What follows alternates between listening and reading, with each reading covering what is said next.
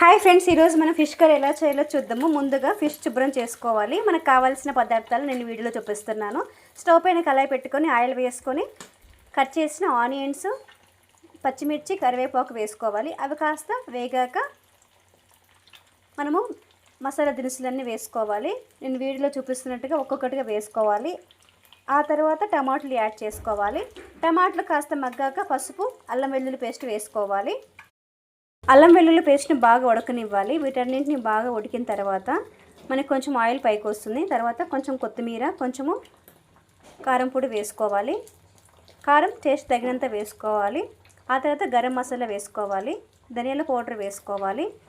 వీటన్నింటిని ఒకసారి కలుపుకొని మనం ముందుగా శుభ్రం చేసి పెట్టుకున్న ఫిష్ ముక్కలు వేసుకోవాలి. వీటన్నిటిని ఒకటి రివర్స్ చేసుకొని టేస్ట్ తగినంత సాల్ట్ వేసుకోవాలి. మూత పెట్టి ఒక 5 మినిట్స్ అలా ఉడకనివ్వాలి. ఆ తర్వాత చూస్తే కొంచెం చేప ముక్కల్ని అటు ఇటు తిప్పుకోవాలి. అప్పుడే మనకి ముక్కకి మసాలా బాగా పట్టుకుంటుంది,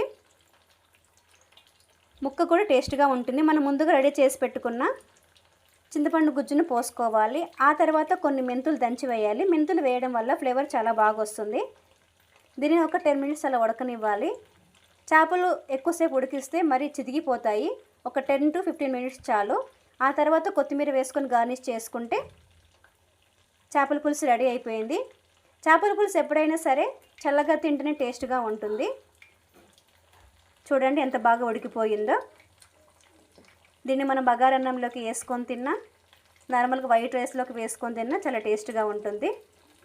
వావ్, చాలా ఎమ్మీగా ఉంది. టేస్ట్ మాత్రం భలే ఉంది ఫ్రెండ్స్.